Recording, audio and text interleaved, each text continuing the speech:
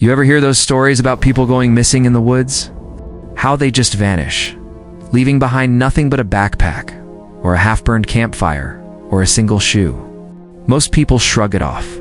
They think that happens to careless hikers, people who don't know what they're doing. But what if I told you, sometimes it's not about being careless, sometimes it's about being watched. That's the part nobody wants to believe. I didn't want to believe it either until that night. It started when I decided to take a solo camping trip into the Allegheny National Forest in Pennsylvania. I'd been dealing with stress work, relationships, the endless noise of life. I thought being alone in the woods for a few days would clear my head. Just me, my tent, and the silence of nature. But silence can play tricks on you. The first day went fine. I set up camp near a creek, gathered some firewood, and cooked a small meal. The woods were peaceful, almost too peaceful. No sound of other campers, no distant chatter, no headlights cutting through the trees. Just me, completely isolated. And I loved it. At least, I thought I did. By the time the sun dipped behind the trees, that peaceful silence began to feel heavier. I sat by the fire, the flames throwing strange shadows across the bark. Every pop of the fire sounded sharper. Every crack of a branch in the distance made me glance up. I told myself it was just animals. Deer, raccoons, maybe a fox. But around midnight I heard footsteps. Not the skittering of an animal. Not the heavy crash of a deer. No, these were deliberate. Slow. Crunching through the leaves, pacing just beyond the circle of my firelight. I froze. My breath caught in my chest as I stared into the trees. "Hello?" I finally called out, trying to sound braver than I felt. The woods answered with silence, then crunch. Another step? Closer. I grabbed the flashlight from my pack and pointed it into the darkness. Nothing. Just trees and the soft drift of fog creeping through them. But I swear I heard something breathe. I zipped myself inside the tent, knife clutched in my hand, and forced myself to sleep. When I woke up the next morning, I found footprints. Human footprints. Large ones. And they circled my tent. That's when I should have packed up and left. But stubbornness, or maybe pride, kept me there. I told myself it had to be some lost hiker, maybe even a hunter passing through. I didn't want to look like a coward. But as the sun dipped on the second night, that feeling of being watched grew unbearable. The woods felt wrong. Too still. Too quiet.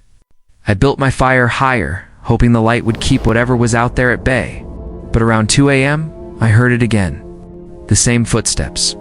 Slow. Careful. Almost playful. I shouted into the night, "If you're out there, I'm armed." Silence. Then, laughter. Not loud. Not mocking. Just a faint chuckle drifting through the trees. That's when I knew I wasn't imagining it. Someone was out there. Someone who wanted me to know I wasn't alone. The third night was the worst. I didn't even try to sleep. I sat by the fire with my knife, waiting, listening. Every sound made my skin crawl. And then, just after midnight, I heard my name, whispered. From the woods. Not shouted, not called, not spoken by accident, whispered. Drawn out, slow, like someone savoring it. How did they know my name? I didn't tell anyone where I was going. I hadn't spoken to another soul since I left town. I gripped my flashlight, hands trembling, and shined it in the direction of the voice. For a split second, just a split second, I saw something between the trees. A figure. Tall. Motionless. Its face pale, almost white, with eyes that seemed to reflect the light unnaturally, like an animal caught in headlights. And then it was gone. I don't remember much after that. My mind blanks. But when the sun finally rose, I knew I couldn't stay another night. When I packed my things, I found something stuck to the side of my tent, a piece of paper. On it, in messy handwriting, were 3 words. Don't go home. I ran that morning. I didn't walk, I didn't hike, I ran. My pack slammed against my back with every step. My lungs burned, but I didn't care. Every second I stayed there, I felt those eyes drilling into me. When I finally reached the parking lot where my car was, the relief was overwhelming.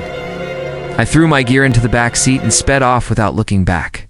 But here's where it gets strange. When I got home, exhausted and shaken, I noticed something odd. My front door was unlocked. I never leave it unlocked. Ever. I pushed inside, knife in hand, calling out into the empty house. Everything looked normal. My furniture, my belongings, nothing out of place. But then I walked into my bedroom. And there, sitting neatly on my pillow, was another piece of paper. This one said, "I told you not to come home." That was 3 years ago. Since then, my life hasn't been the same. I moved apartments, switched jobs, even stopped camping altogether. But sometimes I still hear it. That laugh. It doesn't matter where I am. A dark street, in a quiet room, even when I'm trying to sleep. And sometimes, I swear I see him.